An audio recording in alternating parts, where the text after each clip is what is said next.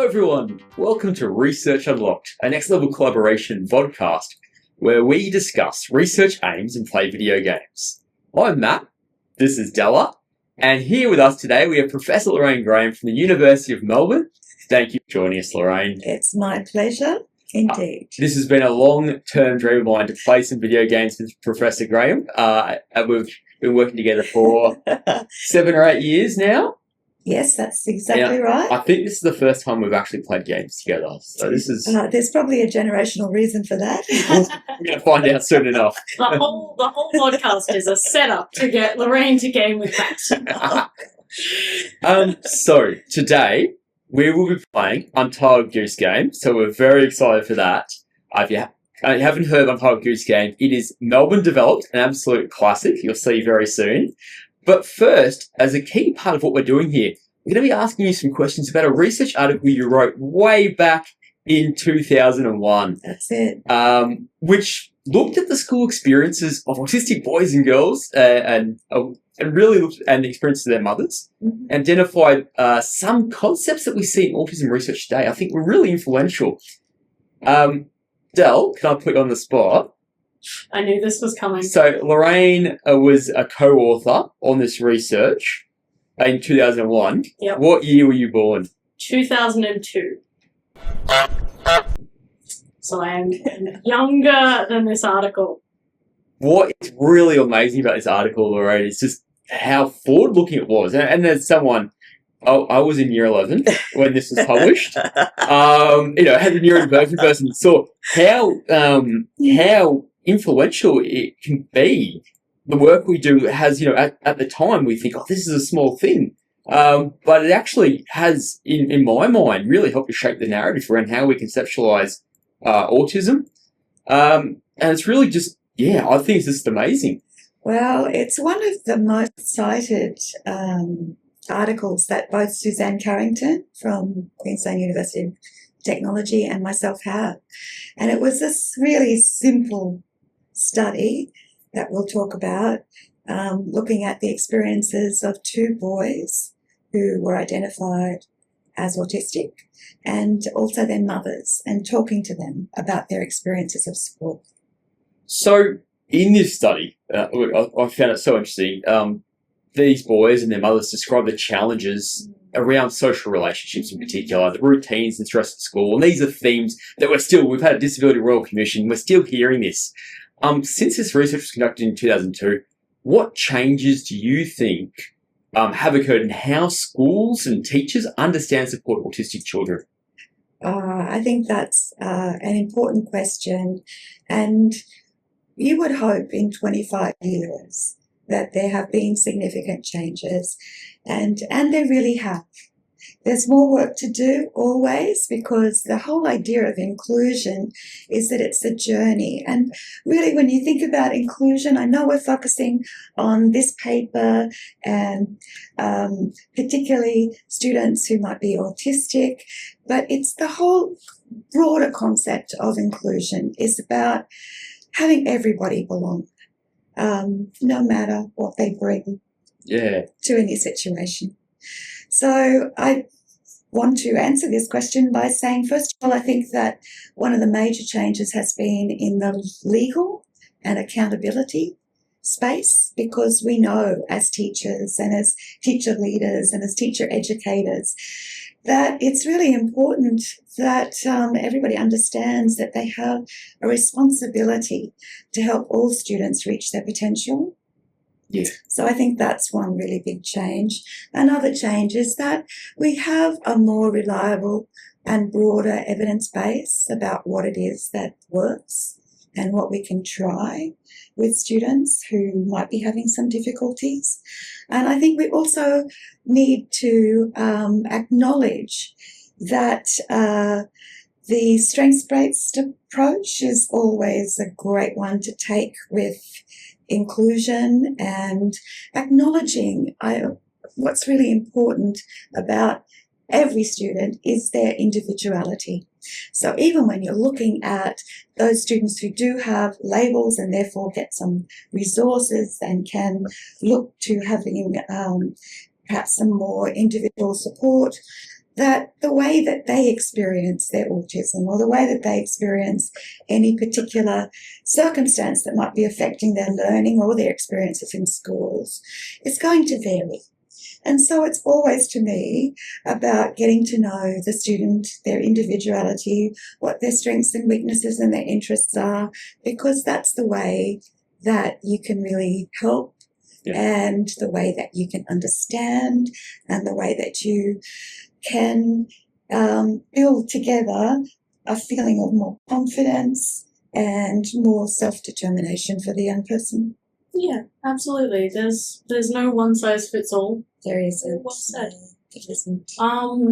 So in terms of turning to the study and this idea of masquerading that was highlighted, where the boys hid their stress and difficulties at school only to sort of release it quite explosively when they got home, which I know personally, very relatable. Do you think that this sort of masking of stress and difference is still as common today? And how might schools be better placed now to recognise and respond to it? I think the awareness of neurodiversity has just increased so much, particularly over recent years, that this means that teachers are more aware of what some of the signs might be. I think the stress of school and of becoming an adolescent and taking on the challenges of this modern world just mean that there's enough stress for everybody to feel at some point Yes, absolutely. that their anxiety means that they may not be, being true to who they are. So I think that the level of stress is still there, but I'm hopeful, particularly when you consider that there is much more sensitivity and emphasis on the mental health of students in schools, in primary schools as well as secondary schools, that conditions can be better. We know that many schools are taking on the idea of safe spaces, different kinds of ways to build on students' interests so that they can really begin to make connections and belong. Yeah. And so, for example, next level collaboration and the interest in video gaming is such a powerful lever for helping students who might have a particular interest in this way to connect with others. Yeah. The idea of masquerading that we talked about in that paper was really about the young boys or the people who were featured in the article, and their parents both, their mothers, that they felt that the stress was at such a point and they could release it at home because they'd had to mask in order to cope during the day. And we don't want to see that as a part of schooling for anyone. I think another thing that's really so important and that has changed, I think, over the years is that this paper was about a very simple approach to trying to hear from the boys themselves and their mothers what their lived experience is like. So I think that's important. I also think that teachers' awareness of some of those issues is important, and also communication of teachers and teacher leaders with families, so important around each of the students who we want to value. Absolutely. That's, again, hits very close to home for a lot of us, I'm sure, and I think it's been really inspiring, even just for me, to see the progress since the time that I was in school. So the boys' special interests in the article were sport and computers, and they were noted as both passions and challenges in the classroom. So looking back, how do you think schools and communities have progressed in building on the strengths of autistic children and young adults rather than viewing those interests as obstacles to be overcome? That's a good question, isn't it? It's a very good question. It's a very good question. It goes back to the strengths-based approaches, trying to work with what students are interested in and bringing in the learning that needs to happen around those interests. I think that there are going to be challenges that are continuing, and some of those are structural in terms of how schools are organised. So we still have ways to go, but the ways that we can be more aware of what young people are really interested in and the ways that they can work together and how we can scaffold that working together really makes special interests important in terms of connecting those people who might share some of those interests and looking for ways to connect young people to their futures as well. I think that's really important. I think just from my teaching hat, wearing my teaching hat, and this is like so much of your work around, strengths and interests, particularly in oral language. Mm-hmm. So the young people that I work with over the last, 15 years, just the ability to have this language around gaming. And for me, it's just like, why would we not build off that? And, why can we not use this as a space to be able to build from? And I think we're getting there as a system. I don't know what you think. And Del, I don't know what you think, but I just think, I think we are starting to recognise that as an Australian school system in particular, but globally, we talk to researchers around the world, they're seeing in schools a greater recognition of the fact that this child doesn't leave these things at the door when they come in the classroom. And I think that should be the case for all kids. Again, one of those things that obviously is very critical and very, very needed for autistic children, but benefits all children, benefits all humans. Yeah. I think we sometimes forget, talk about humans, the fact that we are humans and we all have things we love and things we're passionate about and things we perhaps don't like. And I, as an adult, I've learned, I've had to build from those strengths to be able to overcome some of the challenges that I experience. And I think we all do. I think that the individuality of people is so important to recognise. And it's also so clear that we have to build strengths in advocacy for all students to know what it is that helps them learn so that they can be advocates for that, ask for what they need, and also take responsibility for what it is about what they need that they can do. Yeah, so I think that's important as well. Absolutely. Now, I know people who are watching this are going to be super excited to hear about the research. They're also here to see Professor Lorraine Graham play Untitled Goose Game. So, are you ready? Oh, sure thing. Come on. I think I'm the goose in this. There we go. But, we'll give it a go. All right. So you can hold down B to run. Yes, if I can remember. Oh, goodness me. I heard a rumour. Yep. All right. Then I got to bend down. Hang on. Like that. No, hang on. This one. No. You got it. Hey, so it's just this one here. It was that one. No, it's... Oh, I remember. That's it. Yay! For our audience at home, Lorraine has been practicing. I have. I've had a goose coach, which Excellent. I really needed. All right, there you are. Look. Oh, yeah, that's okay. I don't think I'll need it. All right, now, what a fabulous little garden we're in. How to cause havoc. Oh, this is where you've got to get rid of the gate or go under or something. I think it's around to the right. Is it? I think so. Oh, okay. Right. Oh my goodness, we're not even on the path yet. Get in there. There we go. Now, I think Right. I can go down and press that one. And then... this is good. That was useful. Look at this. Hang on, I gotta let go of that thing. All right.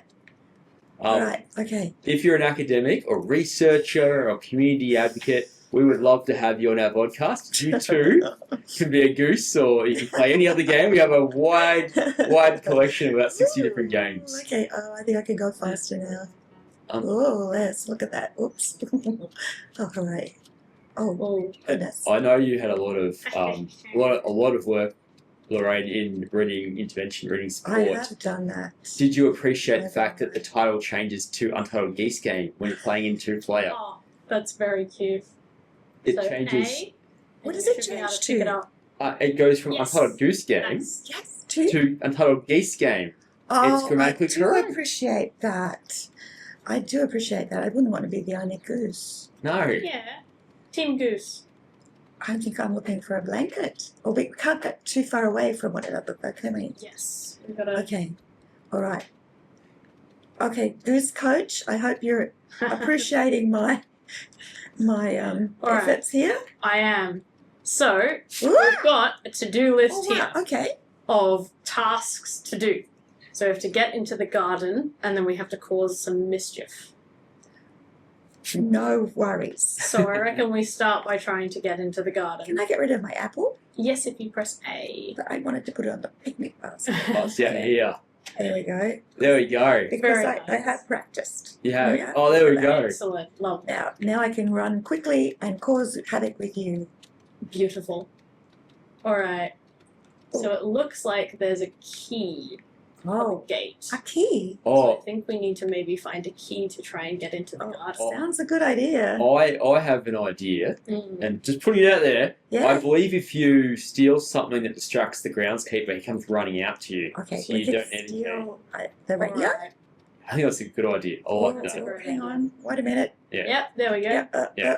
But Oh. Oh, it's the A yeah. button. Oh, Here we go. hang on. Oh, I think I've got that. You got Never mind.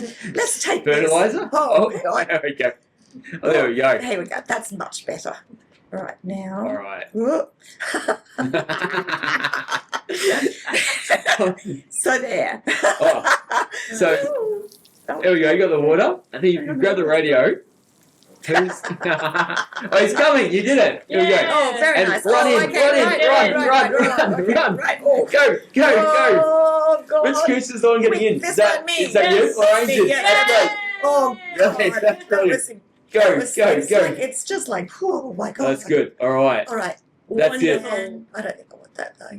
I think All right, now. Yeah. I need Cause a you. distraction. I can. I need you to lure him. See where the sprinkler is on the other side of that Okay, hose. yes. If you I can lure chase him him. over there, and then I can turn the hose on and Okay, get I'll him give wet. it, give it a go. I But, reckon it is. it's just like, that's quite a quite a task. Oh, Steal a so- carrot, I think. Do you know Oh. that? Oops. He's got to fix his concrete. Oh, Yeah, just grab a hi, carrot. hi there. Can you grab a carrot? Probably. If I Try honking at him, see what happens. I can do that. Honk, honk, honk, honk, honk. Oh, is it? Yeah. Yeah. Right. Yeah, duck But down. then I can, duck down and, Yeah. oh yes, I've got Yes. it. Yeah. Okay. Get it. Oh, that's All a right. great achievement. I Yeah. must Now Oh. head over to the sprinkler. To Yeah. sprinkle. Okay, right. So down there a little bit, Oh Yeah, my yeah, God. yeah. and stand next to Oh, the he's seen sprinkler. you. Oh, good. Look, I've got a He's in carrot. for his carrot. It's my Here we carrot. go, go, Yeah. go. Yeah, go. Yeah. Nice! Fantastic. Well, that's teamwork. Excellent is. work. Gosh. Alright, so we've gotten into the garden and We have. we've got him wet, Mhm. so let's have another look at our task Yes, list please. and see what else we have to do. So we have to steal his keys. Oh, that's a we bit have to tricky. make He's a him wear a moving sun target. hat, and we have to rake in the lake. The rake in the lake is I think that's one of my favourites. The rake in the lake. I think one person can just cause a distraction. Oh, Mhm. let me The person- do that. Yeah, Lorraine, you think Yeah, you're really good at okay. this. So, yeah. Where's Oh, the rake? The rake is towards the table. I saw it, I Alright, think. I'm gonna go investigate. There you go. Yeah. No, I think you're right. Do you? Up the back, yeah, there's a rake. Yeah, there we go. Yeah. All right. So Lorraine, that's Alright. wonderful Yeah. annoyance. That's good. Yes. All I right. just want to chat, really. Oh, no. That's my problem. I was going to chat too, Lorraine. That's good. Oh, you couldn't All work right. with the rake Oh, there. this is good. This is Try and excellent stealth. distract him as far away from me as possible. Yes. Yeah. Oh, There we go. hey, yeah. You got it? I got him Go cornered, down. really. Go Just down. got worried. Go If I down. was really, Go down. if Very good. I was really But good, I'd Lorraine, get his- Lorraine's going to come closer to you because you're going to hit the outer limits. Yeah, of how right. far. You've got this.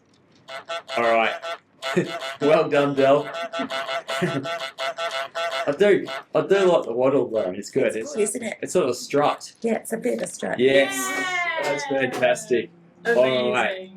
All right. Thank you so much, Professor Lorraine Graham. That was an absolute hoot, or a honk, if I may. A honk. Del, I was impressed with your Goose coaching. Thank you. I'm going to put it on my resume. We'll put a link to the article underneath the description of this video. And thank you very much. And if you'd like to join our podcast, we'd love to have researchers, community advocates, anyone working in the neurodiversity, inclusive education or gaming space. Please reach out and hopefully see you soon.